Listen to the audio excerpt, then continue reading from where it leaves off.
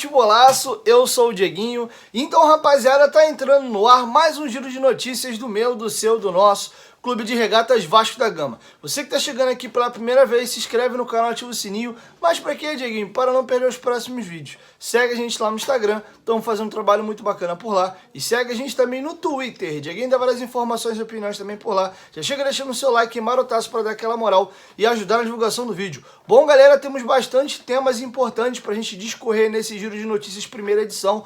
Vamos falar da dívida do Vasco, que está subindo absurdamente, e também o faturamento do Vasco, que caiu pela metade. E também vamos comentar ainda sobre aquela decisão esdrúxula da Federação de Futebol do Estado do Rio de Janeiro ontem de adiar a partida entre Vasco e Flamengo da quarta-feira para a próxima quinta, sem consultar o Vasco e sem motivo algum, porque no futebol brasileiro sempre se joga às quartas e aos domingos. Tem um detalhe importante, o jogo foi de manhã, ainda que fosse 10 horas da noite, é um horário super normal de nós termos jogos entre domingo e quarta-feira. Beleza? Bom, vamos começar agora falando da situação ainda do cancelamento da partida. O fato que irritou demais o Vasco. Ontem o Vasco fez uma nota de repúdio no seu site oficial, criticando e batendo muito na Federação de Futebol do Estado do Rio de Janeiro. E hoje o nosso vice-presidente geral, o Carlos Osório, deu uma entrevista ao Globoesporte.com e comentou essa situação do adiamento e falou de subserviência da Federação de Futebol do Estado do Rio de Janeiro com o Flamengo. Confere o que disse Carlos Osório. O que se passou foi um absurdo, um desrespeito ao Vasco e ao Campeonato Carioca. Iniciamos o dia com a Federação Carioca mandando a tabela, tudo confirmado direitinho.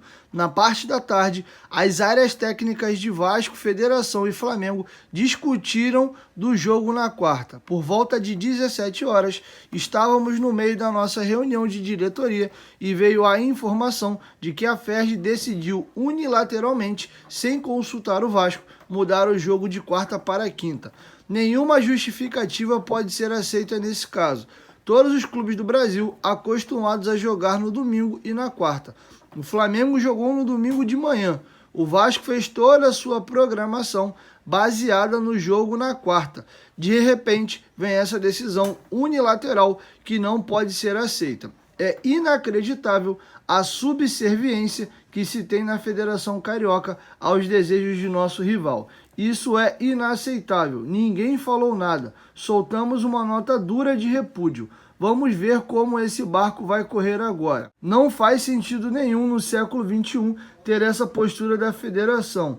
Não se muda um jogo a poucas horas sem um contato inicial com as duas partes. A postura da FERJ marca uma subserviência que se tem em relação ao nosso rival. O Vasco não quer privilégios, mas não aceita diferenças. Esse tipo de comportamento não apenas atrapalha a igualdade dos competidores, mas também traz pontos de interrogação sobre o Carioca. Não vamos abrir mão de defender os direitos do Vasco. O que se passou é inaceitável. Vamos aguardar qual será a postura da federação após esse posicionamento firme do Vasco. Foi feita uma alteração à revelia, que não se justifica. Vamos aguardar o desenrolar dos acontecimentos. E bom, nessa mesma entrevista, num segundo momento, o Carlos Osório falou das finanças do Vasco.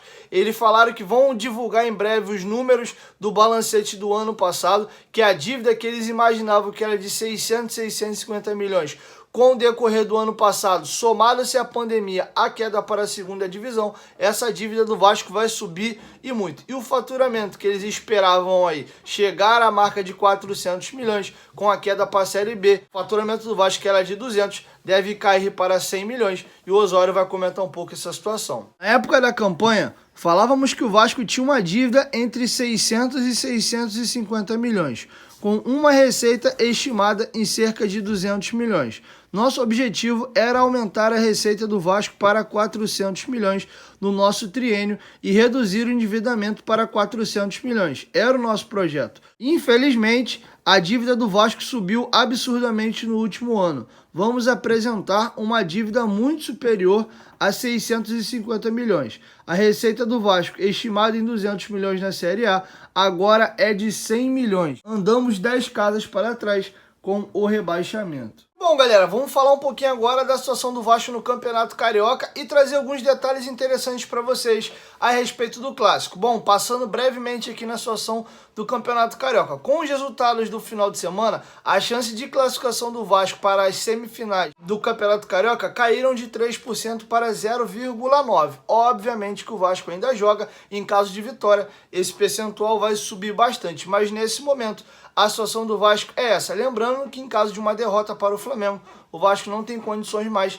matemáticas de se classificar às semifinais. O empate ainda mantém uma possibilidade muito remota, mas praticamente também já descarta o Vasco das semifinais. De qualquer jeito, o Vasco tem que vencer esse jogo. Então esse já é um primeiro ponto importante. Além do Vasco depender muito de ganhar desse jogo para ter chances ainda de avançar no Campeonato Carioca, o Flamengo ostenta nesse momento uma invencibilidade de 17 partidas sem perder para o Vasco. A última derrota do Flamengo para o Vasco foi em abril de 2016, partida com gols marcados por Andrezinho e Riasco. Vocês vão lembrar daquele lance que o Riasco pega a bola na lateral e dribla o César Martins umas 3 vezes, mete a bola pro Nenê na área, o Wallace zagueiro que tira, a bola vem na intermediária, o Andrezinho dá um toque ali e faz o gol. O outro gol foi uma bola que espirra e o Riasco faz o gol. Salvo engano, foi até fora do Rio de Janeiro. Essa foi a última vitória do Vasco. Tem um detalhe importante: a maior invencibilidade da história do Clássico pertence ao Vasco. Dos anos 1945 a 1951, o Expresso da Vitória, que é um timaço que o Vasco tem muito orgulho, o Vasco ficou 20 partidas sem o Flamengo conseguir uma única vitória sequer. Caso o Flamengo empate ou vença o Vasco na próxima quinta-feira, essa vantagem do Flamengo vai para 18 jogos e eles se aproximam dessa maior invencibilidade da história do Clássico, que pertence ao Vasco. É bem verdade que a invencibilidade do Vasco é muito mais expressiva do que a do Flamengo. Nesses 20 jogos que o Flamengo ficou sem vencer o Vasco ganhou 15 jogos e empatou 5 partidas. Nesse momento, o Flamengo tem uma invencibilidade de 17 partidas, sendo 9 em empate e 8 vitórias. Tem mais empates, inclusive, do que vitórias. Na realidade, essa discrepância começou legal mesmo dos 2 últimos anos para cá. Se você pega ali de 2018 para trás,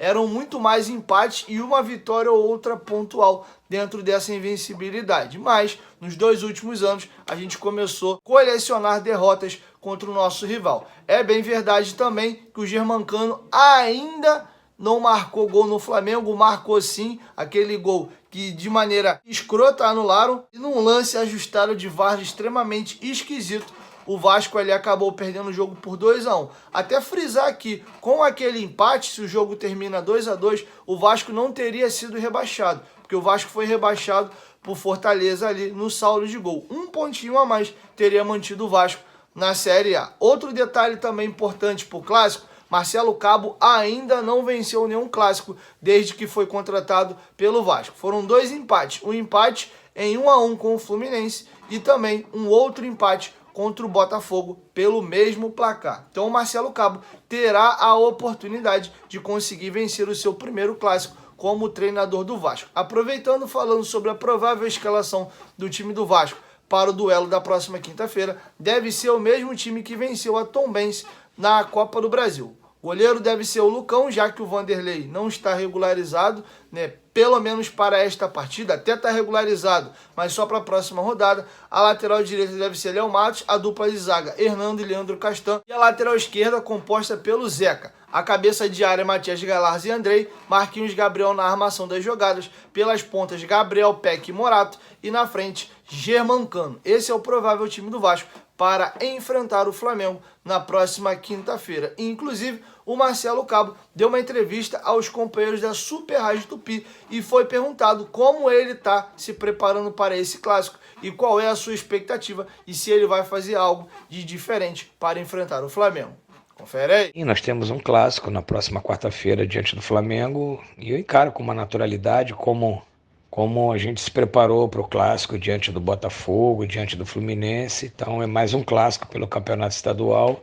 E você sabe que um clássico você tem que estar muito bem preparado, porque é um jogo muito equilibrado e a gente tem que ter uma equipe muito competitiva para buscar os nossos objetivos. Bom, galera, é isso. Essas eram as informações que eu tinha para trazer para vocês. Esse clássico tá cercado aí de muitas nuances. O Germancano pode fazer seu primeiro gol no Flamengo. Tem também o Marcelo Cabo indo em busca da sua primeira vitória em clássicos. Tem também o Vasco tentando quebrar essa invencibilidade do Flamengo contra a gente. E o Vasco joga aí a sua sobrevida nas semifinais do Campeonato Carioca. Então, principalmente pro Vasco, esse jogo tem um peso muito grande. O Flamengo já está, inclusive, classificado para as semifinais do Campeonato Carioca. O que vale mesmo para eles é a rivalidade, é continuar aumentando essa invencibilidade, porque em termos práticos de campeonato, esse jogo não vale muita coisa para eles não. Beleza? É isso, galera. Essas eram as informações que eu tinha para trazer para vocês nesse vídeo. Logo mais, por volta de 5h30, 6 horas da tarde, o Dieguinho tá chegando com mais informações. Chegou até aqui, dá essa moral, deixa seu like.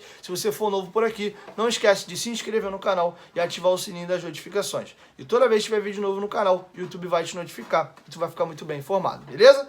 1, 2, 3, futebolaço, tamo junto, família. E a qualquer momento, Dieguinho, volta a voz, tamo junto, valeu, fui!